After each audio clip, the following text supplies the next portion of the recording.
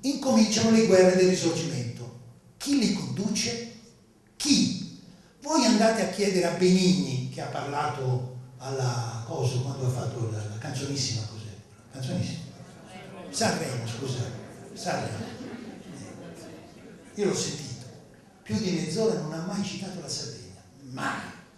Andate a dire al Presidente della Repubblica che tutt'oggi gira l'Italia per i 150 anni se cita la Sardegna. Mai. Andate a trovare un giornale nazionale che citi la Sardegna. Mai. Come nel 150 anni. Mai.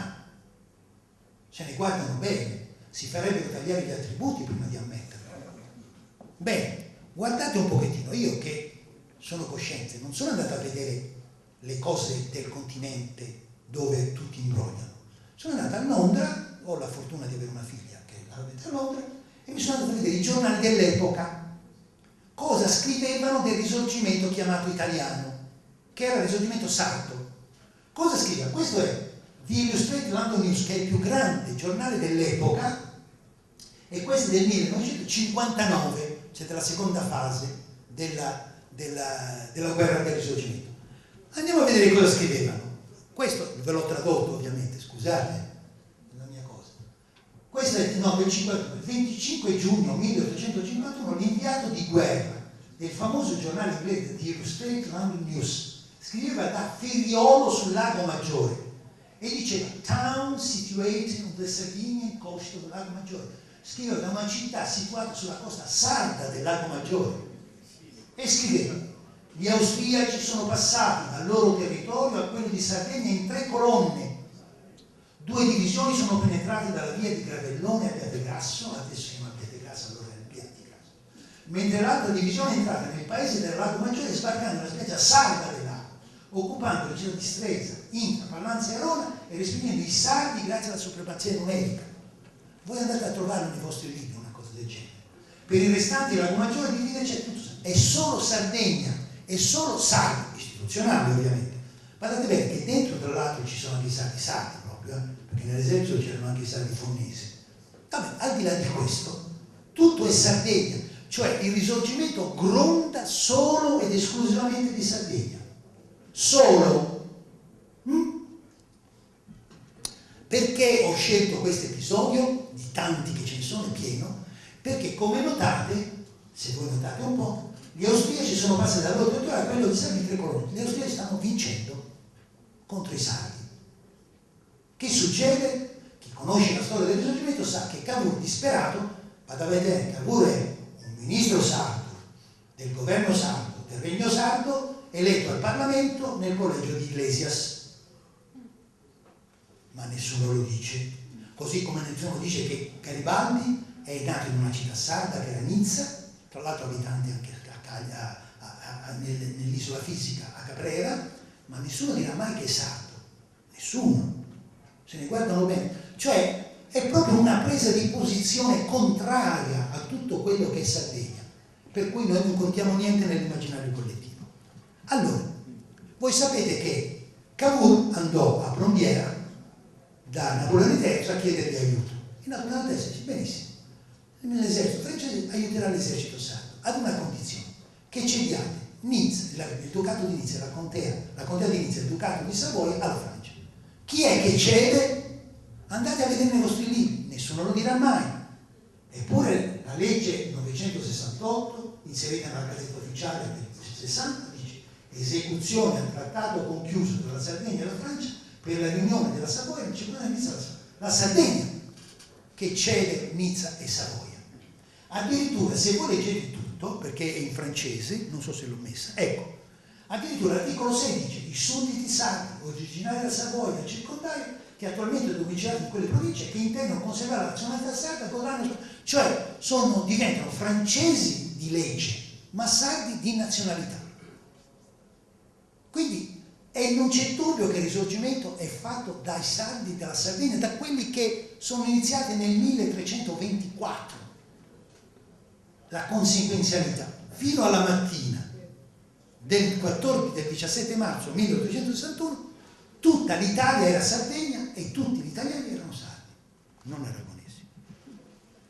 Eccolo qua, questa è un'altra cartina, non so se si vede bene, siamo nel 1860, alla fine del 60, su tutta l'Italia c'è Sardegna.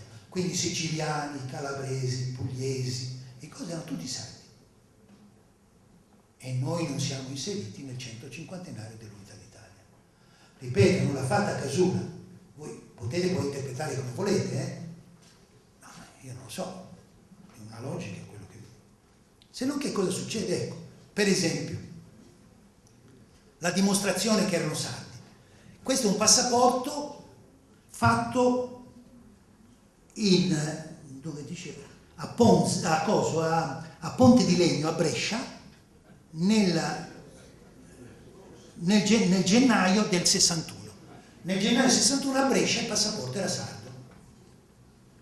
Questi sono, non Casula, ma Wikipedia, non so se conoscete Wikipedia nei computer, è un'enciclopedia americana, fatta non dagli italiani, dove dice quali sono gli stati che vengono annessi al Regno di Sardegna. Plebisciti per l'annessione al Regno di Sardegna di Ducato di Parma, Piacenza, Lombardia, eccetera. Ci sono anche le cifre. Questi continuano tutti quanti, sono tutti al Regno di Sardegna. Questo è l'ultimo, questo è il proclama, questo ripeto non è Casula, è il documento originale, la Toscana forma parte integrante dello Stato sardo. Quindi i toscani diventano sardi. Cosa succede il 17 marzo? Il 17 marzo 1861, quando tutta l'Italia era Sardegna, tutti erano sardi, Cavour va dal re Vittorio Emanuele II di Sardegna, che non era un Savoia, era un Carignano tra l'altro, e gli dice: Maestà, perché ci chiamiamo sardi? Visto che abbiamo occupato tutta l'Italia penisola, perché non ci chiamiamo italiani?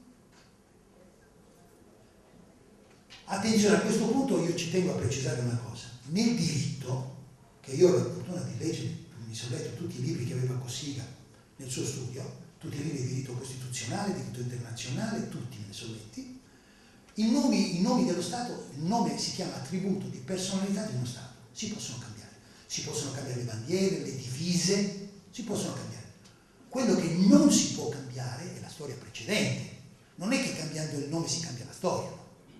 Cioè, se uno è un delinquente e va in tribunale e si cambia il nome, non è che non è più un delinquente, no? Delinquente era, delinquente rimane, che si cambia il nome. Quindi, che cambi il nome dal Regno di Sardegna in Regno d'Italia, a me mi potrebbe anche dar bene, ma la storia è quella del 1324, quelli 300 anni che vi ho fatto vedere, quelle miserie sarde, non è mica più la storia del continente, no? Perché si chiama Italia. Cioè, l'inganno è questo, che cambiando il nome ci hanno cambiato il pregresso, e cambiando il pregresso noi sardi ce l'hanno messa in quel posto. Cioè, non ci considerano. Questo è l'inganno. E infatti, voi vedete, questa è la legge che cambia il nome, non ve la leggo, cambia il nome allo Stato, che dice Vittorio Emanuele II, re di Sardegna, che non si vuol chiamare Vittorio Emanuele I d'Italia, ricordatevi, lui continua l'ardinale sardo, e Vittorio Emanuele III, l'ultimo re, se ne contiamo Umberto che è il re di maggio, è il terzo di Sardegna, cioè si mantiene la sardità nello Stato. Dice che ha cambiato, diventa re d'Italia. Ed ecco questa la cartina del 61, dopo il 17 marzo del 61. Hanno cambiato solamente il nome, e cambiato il nome Sant'Ivrigao. Perché? La domanda è questa: da questo momento in tutte le espressioni, tutte nazionali, quando si dice Italia non si intende più lo Stato, ma si intende la penisola. Ecco, questo è un inganno. Adesso ho quasi finito. Perché c'è una coda? Perché la sardità è ancora dentro lo Stato, solo che nessuno la tira fuori e nessuno la dice, non la sfruttiamo politicamente. Se ce l'avesse Bossi ci farebbe la testa così, per non dire altre cose. Vedete ancora la sardità? Per esempio, le gazzette ufficiali, queste sono le gazzette ufficiali dello Stato, voi sapete che è il documento principale di uno Stato. Come vedete sono tutte uguali, la prima è quella del Regno di Sardegna, le altre sono del Regno d'Italia, continuano 66, 67, 68, uguali, precise, identiche, quindi non è cambiato nulla, solo il nome. I passaporti, questo primo di passaporto è quello di Sardegna, il primo è del Regno di Sardegna e Regno d'Italia. I passaporti sono esattamente uguali, cioè dopo ho cambiato il nome, la sardità rimane, anche i bolli sono bolli dello sardi, cioè continua la sardità per anni e anni e anni e anni, evidente. questi sono i francobolli delle poste. Se voi chi se ne intende, vedete che sono francobolli sardi che continuano dopo il 61. La sardità che continua.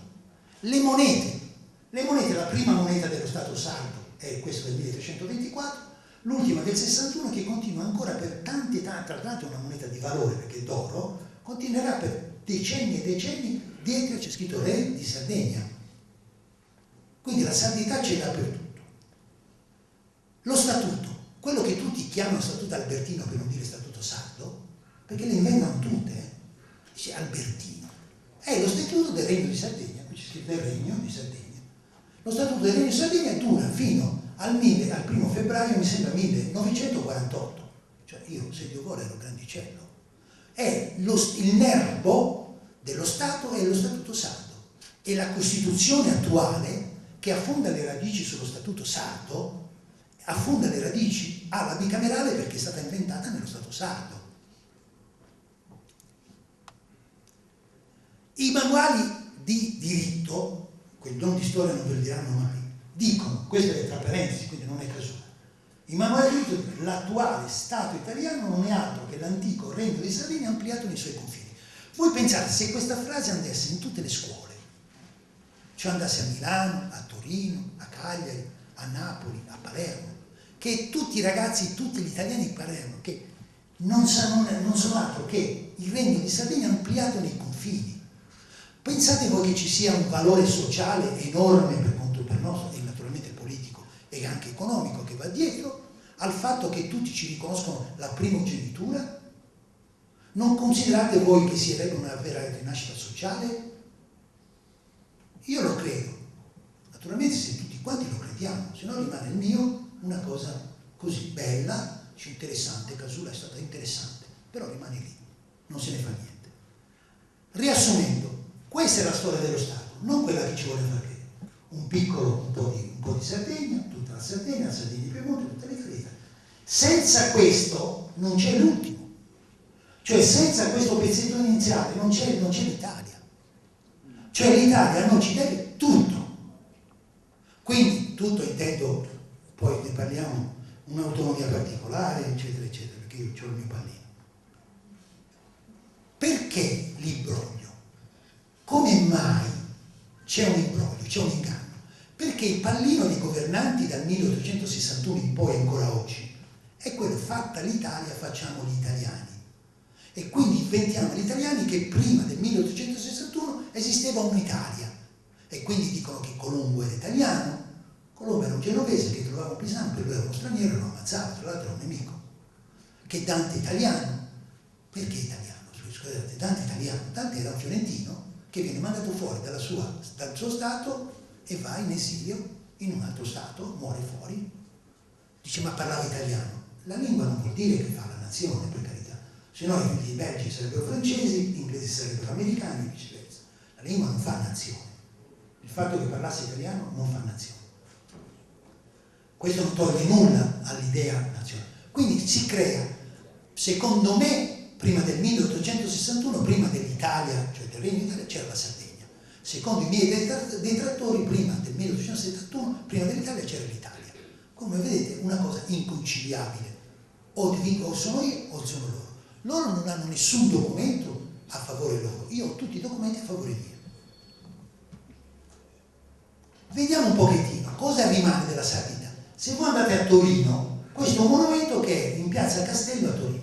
Come vedete, i milanesi all'esercito sardo 1857. Andate a Roma e guardate l'altare della patria, nessuno va a guardarlo. In alto ci sono 16 statue. Ogni statua rappresentava allora, questa è stata fatta nel 1884, quando il risorgimento italiano era ancora fresco, o meglio il risorgimento sardo era fresco, sono 16 statue che rappresentavano le regioni di allora, perché ne mancavano ancora, mancavano 4. Ogni regione di allora ha come in braccio un simbolo bucolico, cioè agreste.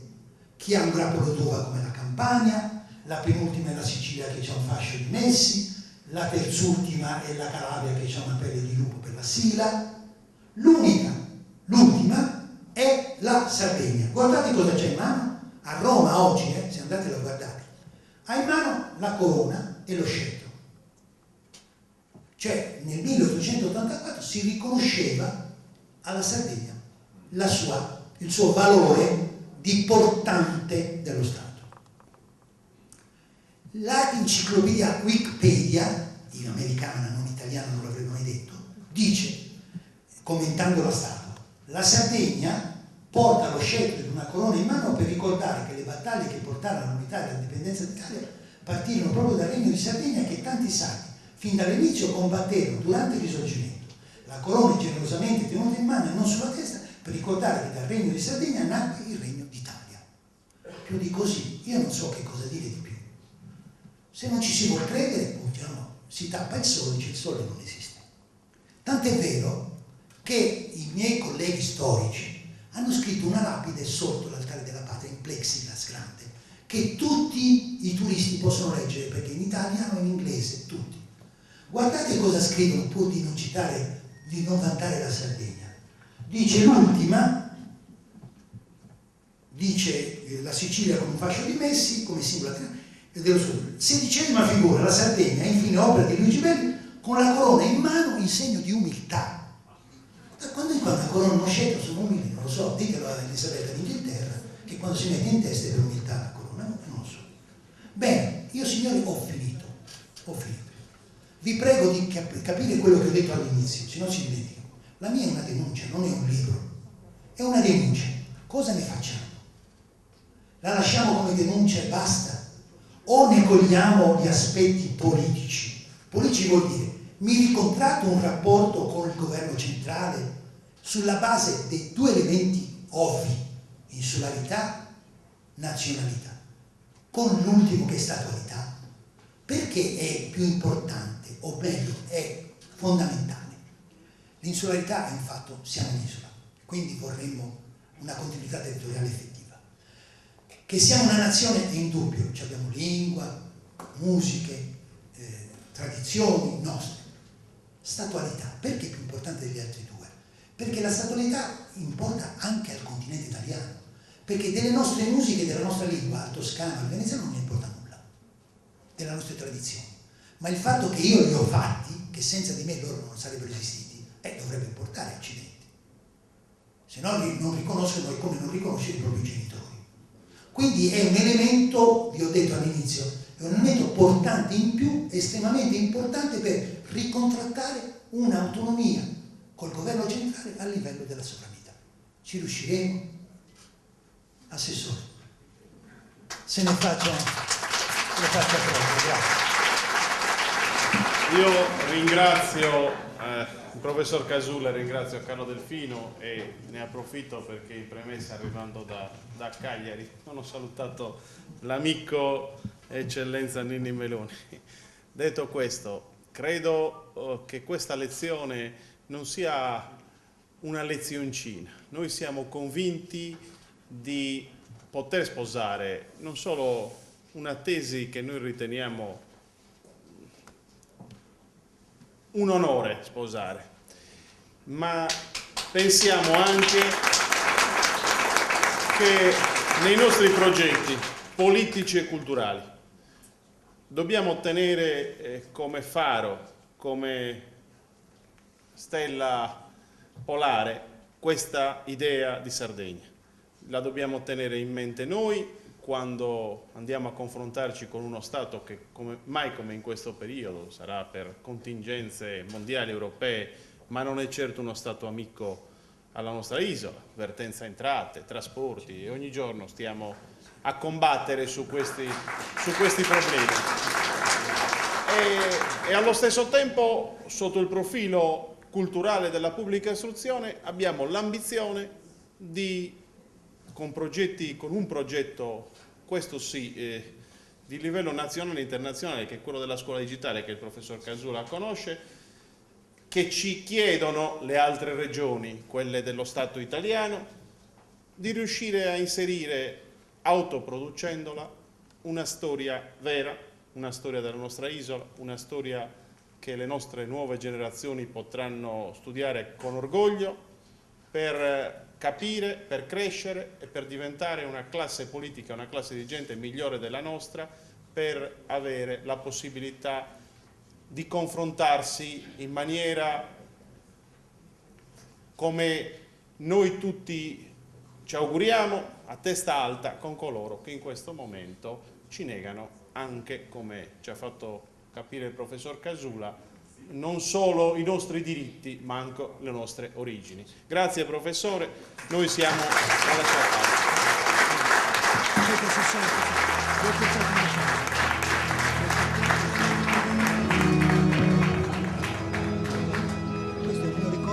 A me l'onore di chiudere questo incontro. Prima voglio dire soltanto che sono onorata di essere qui questa sera. Vogliamo dedicare questa, che non mi piace definire soltanto una canzone, a professor Casula, per ringraziarlo davvero di cuore. Questo è il mio regalo e voglio chiedervi un applauso per questo grande musicista che oggi mi accompagnerà al pianoforte, che è il sassarese Paolo Bottile. La nostra preghiera più bella. Grazie a voi per l'affetto e per la vostra presenza.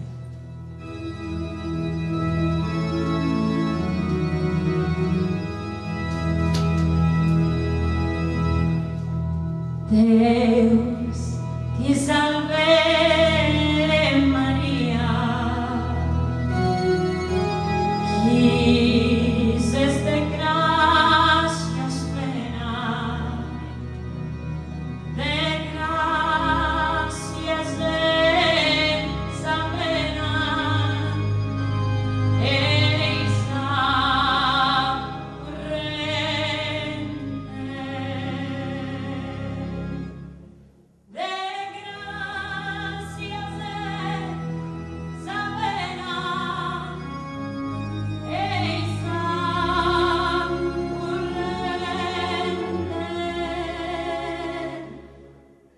su Deus omnipotente,